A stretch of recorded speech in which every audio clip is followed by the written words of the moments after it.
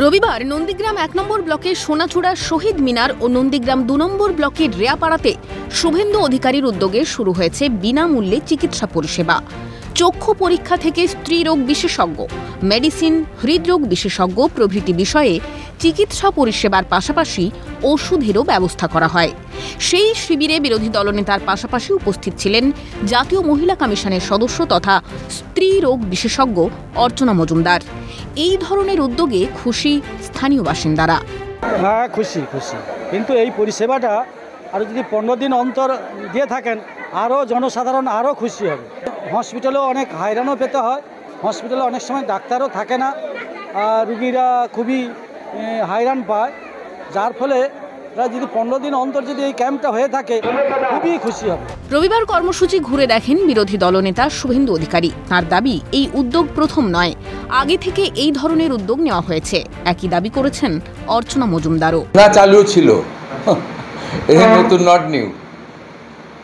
আমাদের এই পরিষেবা আপনার 2009 সাল থেকে চলে।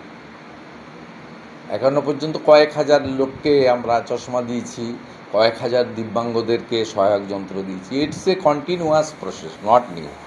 আর প্রত্যেক দিন কার্যালয়গুলো থেকে, এখানে 3টে বড় কার্যালয় রয়েছে, সেখান থেকে হাজার হাজার মানুষকে ওষুধ দেওয়া হয়, ওষুধ কিনে দেওয়া হয়। এই নন্দীগ্রামের এই জায়গাতেও আমি 21-এ এসছি, তার আগে 18-এ এসছি। আমার মনে হয় this is my 3rd time.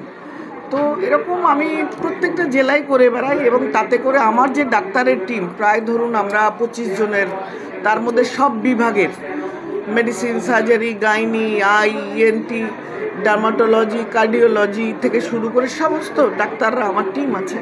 আমরা সবাই মিলে আসি, ওষুধপত্র নিয়ে আসি, বেসিক যে টেস্টগুলো প্রেশার, সুগার, ইসিজি এগুলো করে একটা লাইন আপ করি।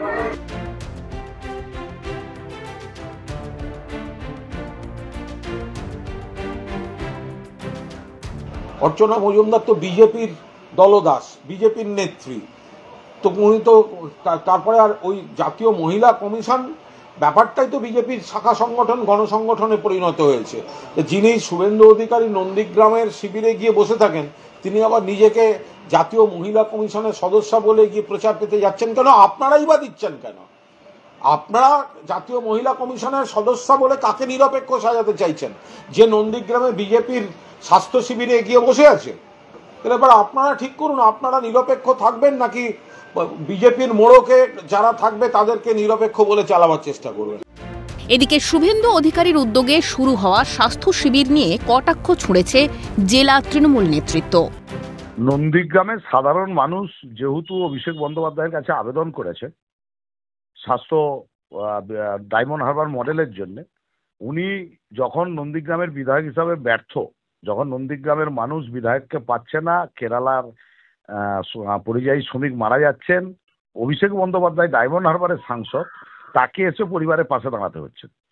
তো সেই নিয়ে যখন নন্দীগ্রামের সাধারণ মানুষ যখন ডায়মন্ড হারবার মডেল চাইছেন, তখন উনি আজকে স্বাস্থ্য ক্যাম্প শুরু করেছেন। নন্দীগ্রামের ২ নম্বর ব্লকের চিকিৎসা পরিষেবা নিয়ে শুরু হয়েছে নতুন করে রাজনৈতিক তরজা। পূর্ব মেদিনীপুর থেকে রমেন মাইতির রিপোর্ট, ক্যালকাটা নিউজ।